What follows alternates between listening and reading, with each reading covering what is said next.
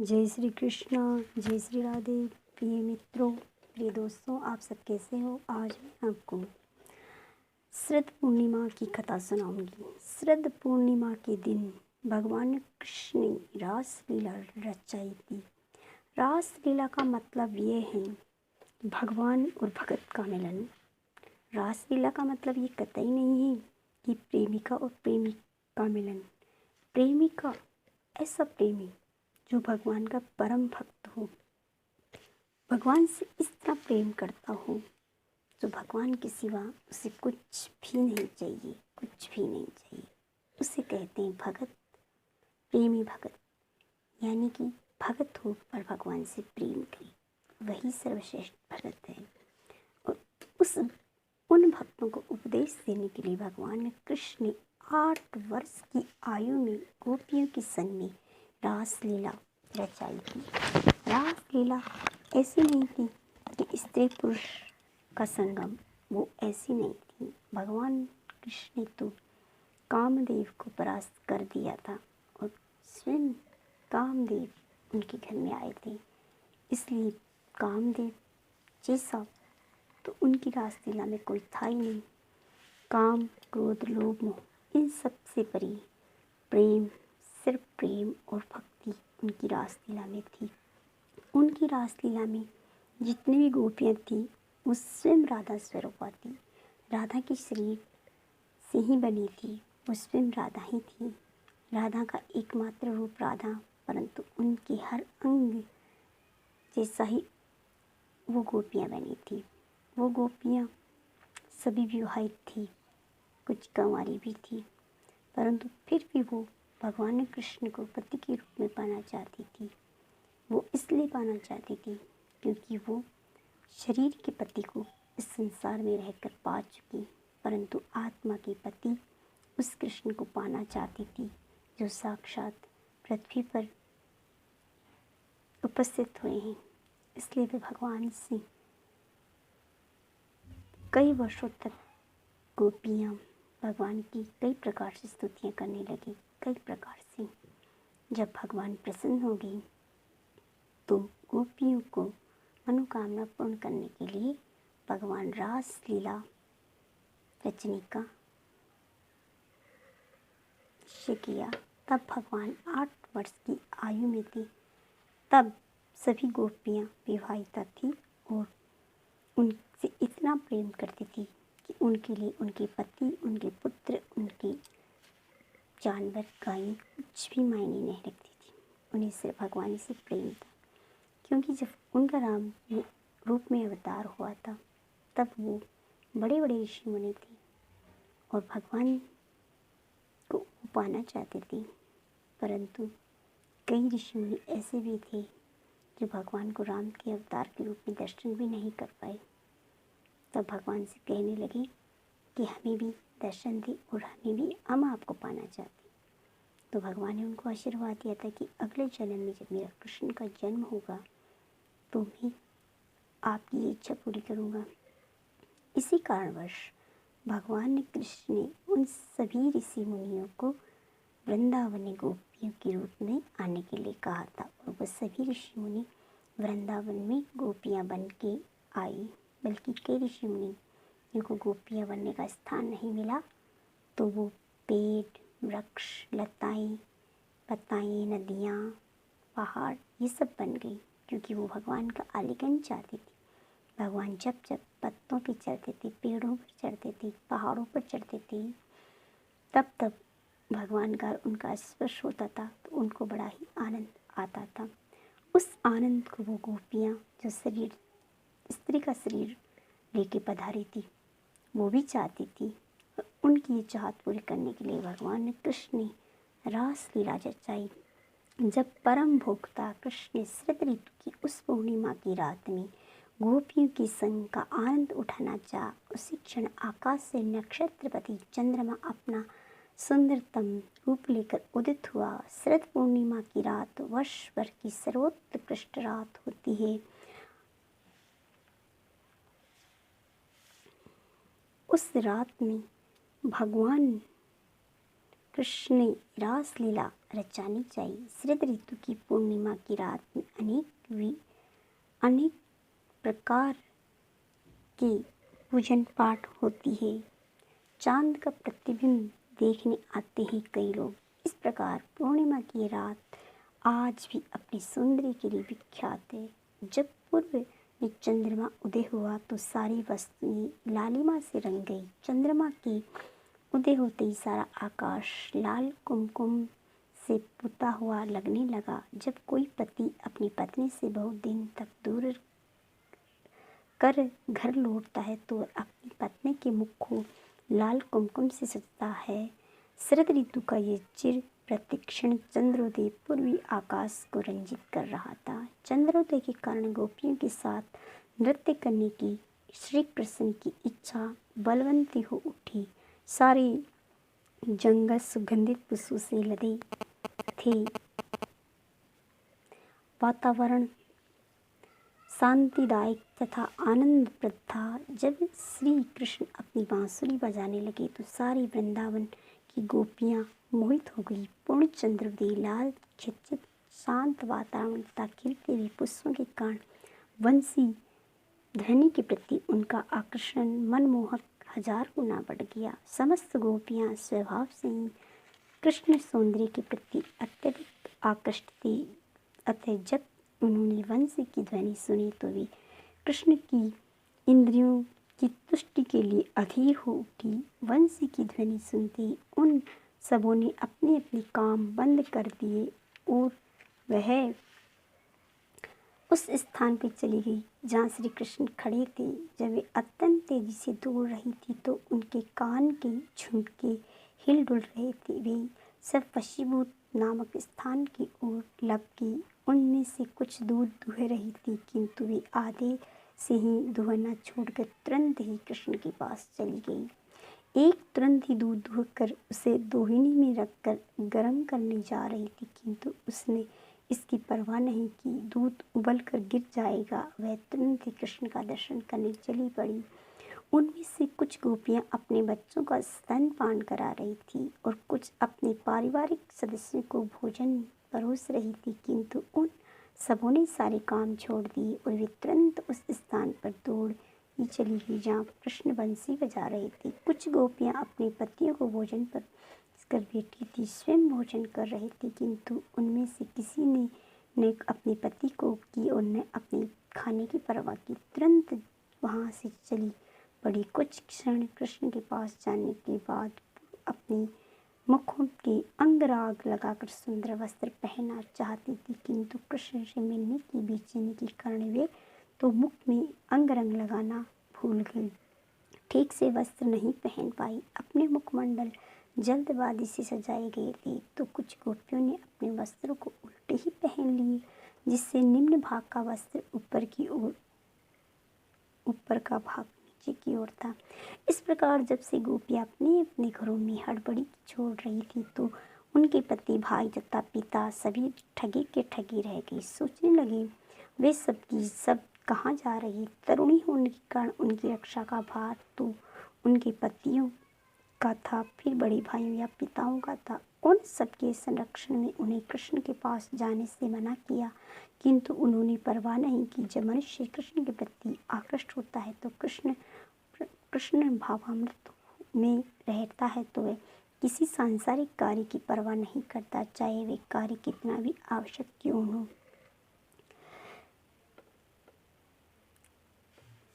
जिसमें से एक गोपी दूसरे गोपी को उपदेश देती है, हे सखी, यदि तुम भौतिक समाज मित्र तथा प्रेम को भोगना चाहती हो तो तुम इस हर्षीले गोविंद को दर्शन करने मत जाओ जो यमुना के तट पर खड़ा होकर बंसी बजा रहा है, जिसके अधर पूर्ण चंद्रमा की किरणों से चमक रहे हैं, जो कृष्ण से सुंदर स्मिन आनंद से मोहित हो रहा है। उसके लिए सारे भौतिक भोग व्यर्थ है। कृष्णा भावामृत में प्रकृति एक कसौटी है। जो व्यक्ति कृष्णा भावामृत में अग्रसर हो रहा है उसे भौतिक कार्य को व्यक्तिगत इंद्रिय तृप्ति में मोड़ लेना चाहिए। कुछ गोपियों के उनके पतियों ने कृष्ण के पास जाने से रोका और उन्हें कमरे में बंद कर दिया, ताला लगा दिया। कृष्ण ने पास जाने से असमर्थ होने के कारण भी आंखें बंद करके कृष्ण के दिव्य रूप का ध्यान करने लगी। अनेक मनों में पहले से कृष्ण का रूप समाया था। वे सर्वोच्च योगी सिद्ध हुई। जैसा कि भगवत गीता में कहा गया कि श्रद्धा तथा प्रेम से अपने हृदय में कृष्ण का निरंतर चिंतन करता रहता है, वह गोपियाँ सर्वश्रेष्ठ मानी जाती है। वास्तव में योगी अपने मन को श्री विष्णु स्वरूप में केंद्रित करता है, तो ये असली योग है। कृष्ण समस्त विष्णु तत्वों से आदि रूप है। गोपियाँ कृष्ण के पास स्वयं नहीं जा सकी, अतः वे सिद्ध योगी की भांति अपना ध्यान करने लगी। जीवों की ध्यान करने लगी, जो ध्यान करते करते उन गोपियों ने अपने शरीर को छोड़कर आत्मा को कृष्ण के पास ले गई। इस तरह कृष्ण की संगिनियाँ गोपियाँ, जो कृष्ण के अवतार लेने के वाले स्थान पर एकत्रित हुई। अधिकांश गोपियाँ कृष्ण की शाश्वत संगिनियाँ थीं। वैकुंठ लोक में कृष्ण सहयोग, विशेष रूप से गोपियाँ भगवान कृष्ण की हादिनी शक्ति का अभिव्यक्त है। वे श्रीमती राधा रानी का विस्तार अंश है, किंतु जब श्री कृष्ण इस भौतिक जगत के कुछ ब्रह्मांडों में अपनी दिव्य लीलाओं को प्रकट करते हैं, तो उनके साथ न केवल उनकी शाश्वत संगी रहती, अपितु वे जो इस भौतिक जगत में उस पद का ऊपर उठ जाती है जिन्हें गोपियाँ के इस भौतिक जगत में श्री कृष्ण की लीलाओं में भाग लिया है।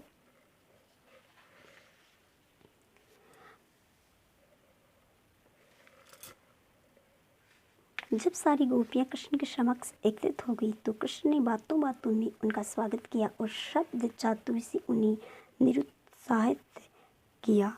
कृष्ण परम वक्ता है, वे भगवत गीता में वक्ता है, वे दर्शन, राजनीति अर्थात शास्त्र जैसे प्रत्येक स्त्री विषय में बोल सकते हैं, और वे सर्वाधिक प्रिय गोपियों के समक्ष भी बोले। उन्होंने शब्दाचारी चातुर्य से उन्हें मोहित करना चाहते हुए इस प्रकार बोलने लगे। हे वृंदावन की बालाओं, तुम अत्यंत भाग्यशालिनी हो और मुझे अत्यंत प्रिय हो। मैं परम प्रसन्न हूँ तुम सब यहाँ आई हो, और मैं आशा करता हूँ कि वृंदावन में कुशल मंगल है। अब मुझे आज्ञा दो, मैं तुम लोगों के लिए क्या करूँ। अर्धरात्रि में यहाँ आने का तुम्हारा क्या प्रयोजन है। कृपा करके बैठ जाओ और मुझसे कहो कि मैं तुम लोगों के लिए क्या करूँ। गोपियाँ तो कृष्ण की संगति का आनंद उठाने, उनके साथ नाचने, उनका आलिंगन करने और प्रेम वर्षा करने, और जब कृष्ण उनके साथ औपचारिकता एवं शिष्टाचार बरतने लगे तो वे आश्चर्यचकित हुई। वे उन्हें समाज की सामान्य महिला मान रहे थे, अतः वे परस्पर हंसने लगी और कृष्ण को उस तरह उत्साहपूर्वक बातें करती सुनती रही।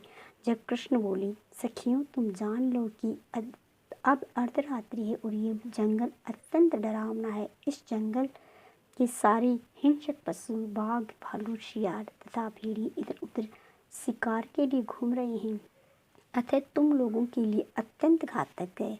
अब तुम्हें कोई सुरक्षित स्थान मिल सकता है। तुम जहाँ भी जाओगी वही शिकार की खोज में घूमने मिलेंगे। मेरे विचार से तुम लोग अर्धरात्रि में यहाँ आकर बड़ा खतरा मोल ले रही हो, अतः कृपा करके तुरंत वापस चली जाओ।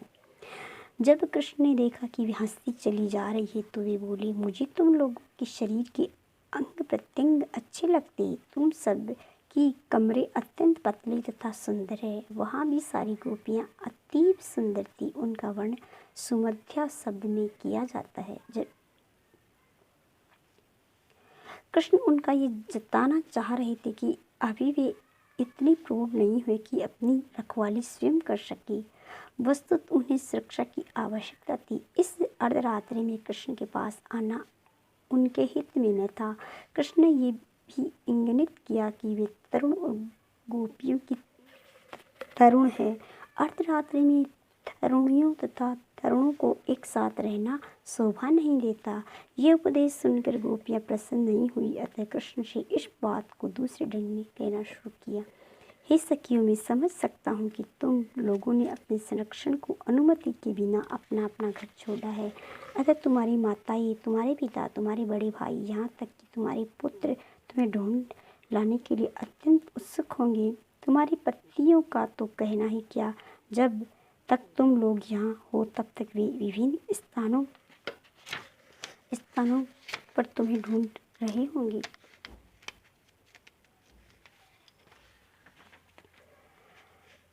अतः विलंब न करो, कृपा करके जाओ और उन्हें शांत करो। जब गोपियाँ कृष्ण की इस सहज सलाह से कुछ विचलित तथा क्रुद्ध प्रतीत हुई तो उन्होंने अपना ध्यान वन की शोभा निहारने की ओर लगा दिया। उस समय सारा वन तेज चमकते चंद्रमा से प्रकाशित हो रहा था और वायु चुपके से खिलते फूलों के ऊपर बह रही थी। वृक्षों की हरी भरी पत्तियां मंद मसमीर में हिल रही थी। कृष्ण ने उनके वन निहारने का इस अवसर का लाभ उन्हें उपदेश देने में उठाया। मुझे लगता है कि तुम लोग इस रात्रि में सुंदर वृंदावन का जंगल देखने आई हो, किंतु जब तक तुम संतुष्ट हो चुकी होगी अतः तुम लोग बिना विलंब किए अपने अपने घर लौट जाओ। तो मैं जानता हूँ कि तुम सब अत्यंत पतिव्रता स्त्रियाँ हो। अगर अब वृंदावन के जंगलों का सुंदर वातावरण देख चुकी हो तो अतः तुम लोग घर लौट जाओ और जाकर अपनी पत्नियों को निष्ठापूर्वक सेवा करो।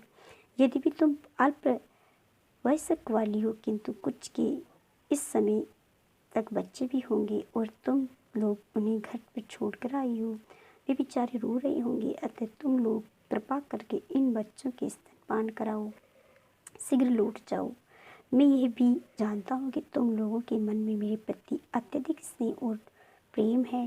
तुम मेरी मुरली का बजाना सुनकर दिव्य स्नेहवश यहाँ आई हो। मेरे प्रति तुम लोगों की स्नेह तथा प्रेम की भावनाएं अत्यंत उचित है, क्योंकि मैं भगवान हूँ, सारे जीव मेरे अंश है। अतः स्वाभाविक है कि तुम मुझे अत्यंत चाहती हो। अतः तुम्हारे स्नेह का स्वागत है और उनके लिए मैं तुम सबका बधाई देता हूँ।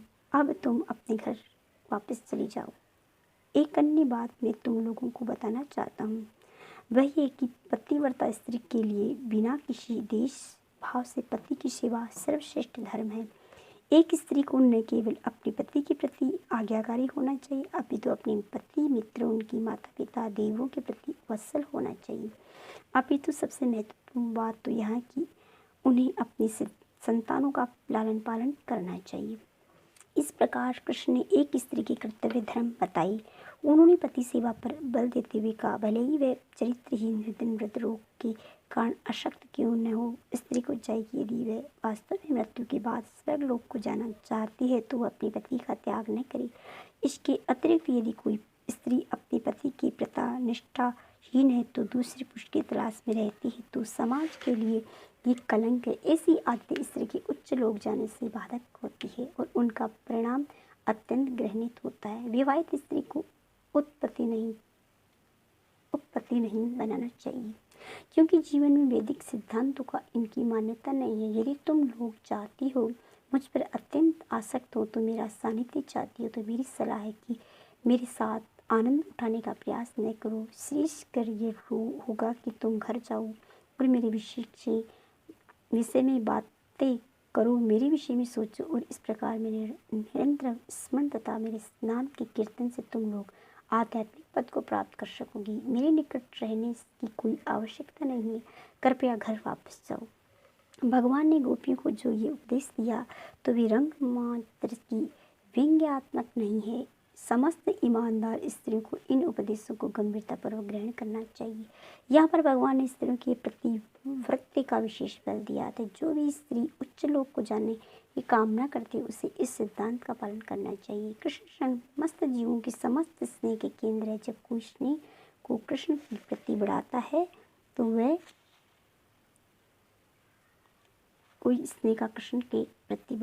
वैदिक आदेश के पार कर जाता है। गोपियों के लिए यह संभव था क्योंकि वे उन्हें अपने समक्ष देख रही थी। वह बद्ध अवस्था में ऐसा पाना किसी भी स्त्री के लिए संभव नहीं। दुर्भाग्यवश कभी कभी गोपियों के साथ कृष्ण के व्यवहार का अनुसरण करते हुए कुछ द्रुत कृष्ण का स्थान ग्रहण कर लेते, पर वो गलत है। जब कृष्ण ने इससे निरुत्साहित ढंग से गोपियों की बातें की तो अत्यंत खिन्न हो उठी, क्योंकि उन्होंने सोचा कि कृष्ण के साथ रास नृत्य करने की उनकी इच्छा विफल हो जाएगी। वे अत्यंत चिंतित हो उठी। उन अत्यंत खिन्नता के कारण वे जोर जोर से सांसें लेने लगी। उन्होंने कृष्ण का मुख न देखने के बजाय अपना नीचे सिर झुका लिया और पृथ्वी पर तरह तरह के नक्श रेखाएं बनाने लगी। वे अश्रुपात कर रही थी, जिससे उनके मुखों का सारा अंग धुल गया उनके आंसू वक्ष स्थलों पर लेपित कुमकुम में मिलकर पृथ्वी पर गिर पड़ा था। वे कृष्ण से कुछ कह न सकी, केवल मुख बनी खड़ी रही। उन्होंने अपने मौन से ये बता दिया कि वे हृदय क्षत विक्षत हो चुका है। गोपियाँ सामान्य स्त्रियाँ न थी, स्पष्ट रूप से वे कृष्ण के समान स्तर पर थी। वे उनकी शाश्वत संगिनी है, जैसा कि ब्रह्म। वे कृष्ण की दायिनी शक्ति का विस्तार है और उनकी शक्ति रूपा है। वे उनसे अभिन्न है। यद्यपि वे कृष्ण के वचनों से निराश थी, किंतु उन्होंने कृष्ण के विरुद्ध कटु शब्द नहीं कहे। फिर भी वे कृष्ण को निष्ठुर वचनों के लिए फटकारना चाह रही थी, अतः उन्होंने अवरुद्ध वाणी से बोलना प्रारंभ किया। वे कृष्ण से कोई कटु वचन नहीं कहना चाह रही थी, क्योंकि वे उन्हें उनकी आत्मा तथा हृदय की अत्यंत प्रिय थे। गोपियों ने कृष्ण को कहे अपने हृदय में बिठा लिया था। वे कृष्ण के प्रति पूर्णतया समर्पित तथा अनुरक्त थी। स्वाभाविक है कि वे जब उन्होंने ऐसे कटु वचन सुने तो कुछ उत्तर देना चाहा, किंतु ऐसा करने के प्रयास से उनके नेत्र से आंसू की धारा बह चली। अंतरागत वे किसी तरह ये कह पाई। उन्होंने कहा, हे कृष्ण, तुम अत्यंत क्रूर हो, तुम्हें इस तरह नहीं कहना चाहिए। हम पूर्णतया शरणागत है, कृपा करके हमें अपना ले और इतनी क्रूरता से बात कर रही हो। निस्संदेह आप श्री भगवान हैं और आप जो चाहे सो कर सकोगे, किंतु इस क्रूरता से हमारे साथ व्यवहार करना आपको शोभा नहीं देता। हम आपका सर्वस्व त्याग कर आपके चरण कमलों में शरण लेने आई है। हमें ज्ञात है कि आप पूर्णतया स्वतंत्र थे और जो चाहे सो कर सकते, किंतु हमारी विनती है कि हमें ठुकराइए नहीं।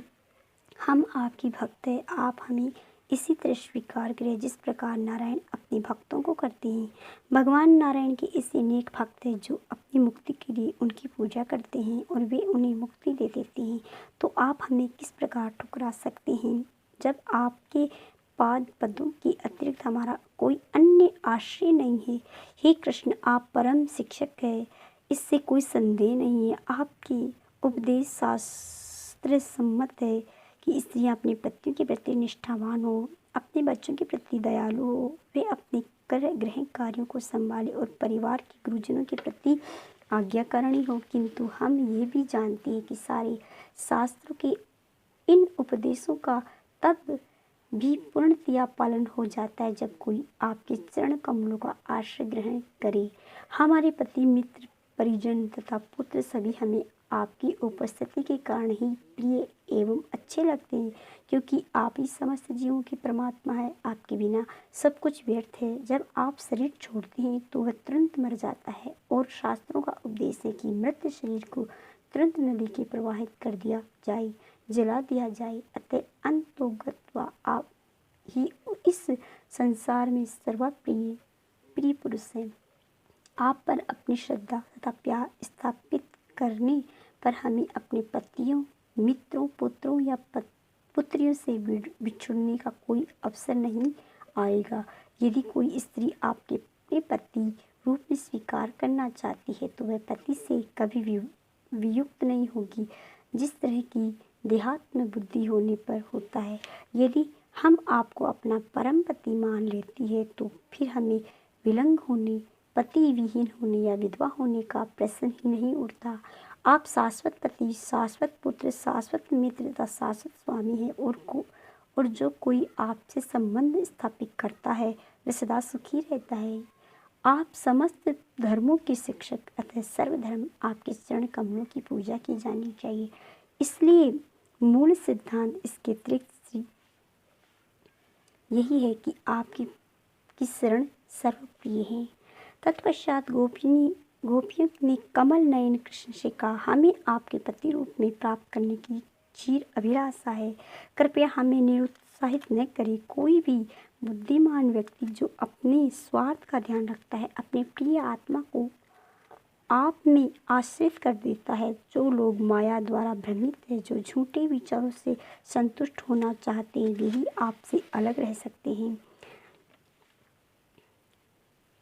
पति, पुत्र या माता पिता सबके सब दुख के कारण है। कोई भी इस जगत को इन सब के कारणों से नहीं छुड़ा सकता। यद्यपि आप माता पिता से आशा की जाती है वे बच्चों का लालन पालन करेंगे, किंतु इससे अनेक बालक हैं जो भोजन तथा आश्रय न मिले जाने पर भी कारण कष्ट उठाते हैं, अच्छे चिकित्सक को कमी के कारण। किंतु जब रोगी मर जाता है तो कोई भी चिकित्सक उन्हें पुनः जीवित नहीं कर सकता है। हे कृष्ण, हमें संदेह नहीं है कि जब आप गृह कार्य में व्यस्त रहती है तो स्त्रियों के रूप में हम परम प्रसन्न रहते हैं, किंतु हमारी हड्डियों को तो आपने पहले ही चुरा लिया है। अब हमारा मन गृह कार्य में नहीं लगता और आप है कि लगातार हमें घर जाने के लिए कह रहे हैं। यद्यपि ये उचित उपदेश है, किंतु दुर्भाग्यवश हम लाचार है। हमारे पाँव में शक्ति नहीं रह गई कि आपके चरण कमलों को छोड़कर एक पग भी चल सके। अतः यदि आपके अनुरोध से हम घर लौट भी जाएं तो वहाँ हम क्या कर सकेंगे? हम आपके बिना कुछ भी नहीं कर सकते। अब हम आपका मन बहला महिलाओं के रूप में गृहस्थी के कार्य में न लगाकर एक भिन्न प्रकार की काम वासना का अनुभव कर रही है, जिससे हमारे हृदय जल रहे हैं। अतः हे कृष्ण, हमारी प्रार्थना है कि आप हमारी सुंदर मुस्कान तथा अपने होठों से निःशर्त दिव्यवाणी से इस अग्नि को बुझा दें। यदि ऐसा आप नहीं करते तो हम वियोग से अग्नि में जल जाएंगी। उस अवस्था में हम आपका तथा आपके सुंदर स्वरूप का चिंतन करते भी अपना शरीर तुरंत त्याग देगी। इस तरह हमारा विचार है कि हम अगले जन्म में आपके चरण कमलों पर निवास कर सकेंगी।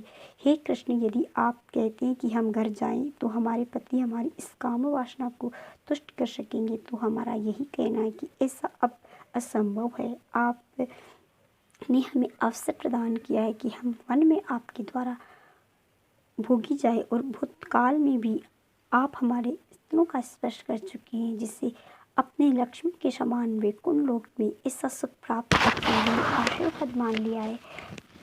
हमें इस दिव्य आनंद का स्वाद मिल चुका है। अतः हम आपकी वासना पूर्ति के लिए आपके अतिरिक्त अन्य किसी के पास जाने से रुचि नहीं रखते। हे कृष्ण, लक्ष्मी के चरण कमल देवताओं द्वारा सदैव आराधित है। यद्यपि भी वैकुंठ लोक में आपके वक्ष स्थल पर विराजमान रहती है, किंतु उन्होंने तुलसी दल से सदा आच्छादित करके आपके चरण कमलों की शरण प्राप्त कर ली है, कठोर तप किया है। आपके चरण कमल आपके सेवकों की उचित शरण है। और हे देवी लक्ष्मी, आपके वक्ष स्थल में न विराज कर नीचे उतर कर आपके चरण कमलों की पूजा करती है। अब हमने आपके चरणों की धूलि में अपने को रख दिया है।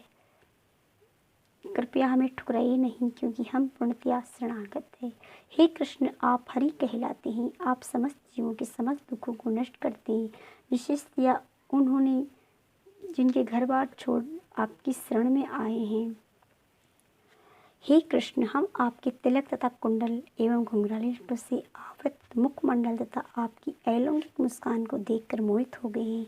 यही नहीं, हम आपकी भावों में भी आकर्षित है, जो शरणागतों को आश्वासन देने वाली है। यद्यपि हम आपके वक्ष स्थल से भी आकृष्ट हैं, क्योंकि आपका आलिंगन सदा देवी लक्ष्मी द्वारा किया जाता है, किंतु हम उनका स्थान ग्रहण करना नहीं चाहती। हम तो आपकी दासी बनकर ही संतुष्ट रहेंगी। यदि हम पर ये आरोप लगाते हो कि हम वेश्यावृत्ति को बढ़ावा देने वाली है, तो हमें आपसे इतना ही पूछना है कि तीनों लोकों में ऐसी कौन सी स्त्री होगी जो आपके सौंदर्य तथा आपकी दिव्य बांसुरी की सुरीली ध्वनि से सम्मोहित न हो। इन तीनों लोकों में आपके प्रति स्त्री तथा पुरुष के संबंध में कोई भी भेद नहीं है, क्योंकि स्त्री तथा पुरुष दोनों ही आपकी तटस्थ शक्ति है। कोई भी नर या नारी आपसे अलग नहीं है, हर कोई आपके द्वारा भोग्य है। तीनों लोकों में ऐसा कोई स्त्री नहीं जो एक बार आपके प्रति आकृष्ट होकर आपके अपने पातिव्रत्य के पथ पे डग न जाए, क्योंकि आपका सौंदर्य इतना दिव्य है कि केवल स्त्री तथा पुरुष अपितु गोवें, पशु पक्षी, यहाँ तक वृक्ष, फल तथा फूल भी मोहित हो जाते हैं। तो हम लोगों को क्या कहना, किंतु इतना तो निश्चित है कि भगवान विष्णु से असुरों के आक्रमण से देवताओं की रक्षा करते आए हैं। अतः आप भी हमारी सभी प्रकार से कष्टों से रक्षा करते हैं। वृंदावन में अवतरित हुए हे दुखियों के मित्र, आप अपना साथ हमारे दग्ध वक्ष स्थलों तथा सिरों पर रखिए, क्योंकि हमने आपकी नित्य दासी के रूप में अपने आप को समर्पित किया है। यदि आप सोचते हैं कि आपकी कमल जैसी हथेलियाँ हमारे वक्षस्थलों को स्पर्श करते ही दुग्ध होकर राख बन जाएंगी, तो हम विश्वास दिलाते हैं कि आपकी हथेलियाँ पीड़ा के बजाय आनंद का अनुभव करेगी। जिस प्रकार कमल का फूल अत्यंत कोमल होते हुए भी सूर्य के प्रखर ताप को आनंद देता है। गोपियों का अनुनय विनय सुनकर श्री भगवान आत्मनिर्भर होकर हंसने लगे और गोपियों के प्रति अत्यधिक दयार्द होने के कारण उनकी इच्छानुसार उनका आलिंगन करने लगे। जब कृष्ण ने मुस्कुराते हुए गोपियों से मुखड़ा को देखा तो उनके मुखों की शोभा सौगुनी बढ़ गई थी। जब वे उनके मध्य में उनका भोग कर रहे थे तो असंख्य प्रकाशमान नक्षत्रों के मध्य चंद्रमा जैसे प्रतीत हो रहे थे। इस प्रकार नाना रंग के फूलों की मालाओं से अलंकृत सैकड़ों गोपियों ने घिरकर श्री कृष्ण वृंदावन में जंगल में विचरण करने लगे, जहाँ वे कभी स्वयं गाते और कभी गोपियों के साथ गाते गाते। इस प्रकार भगवान तथा गोपियाँ यमुना के शीतल रेतीले तट पर पहुँचे, जहाँ पर कमल तथा कुमुदिनियाँ खिल उठी। इस दिव्य वातावरण में गोपियाँ तथा कृष्ण एक दूसरे के साथ आनंद विहार करने लगे। यमुना तट पर विचरण करते हुए कभी वे गोपियों के सिर या कमर को अपनी बाहों में भर लेते और कभी एक दूसरे की चुटकी काटते और परिहास करते। वे एक दूसरे को देख देख कर आनंद लूटने लगे। जब कृष्ण गोपियों के शरीर का स्पर्श करते तो उनकी आलिंगन की वासना बढ़ जाती। उन सबों ने इन लीलाओं का आनंद लूटा। इस प्रकार श्री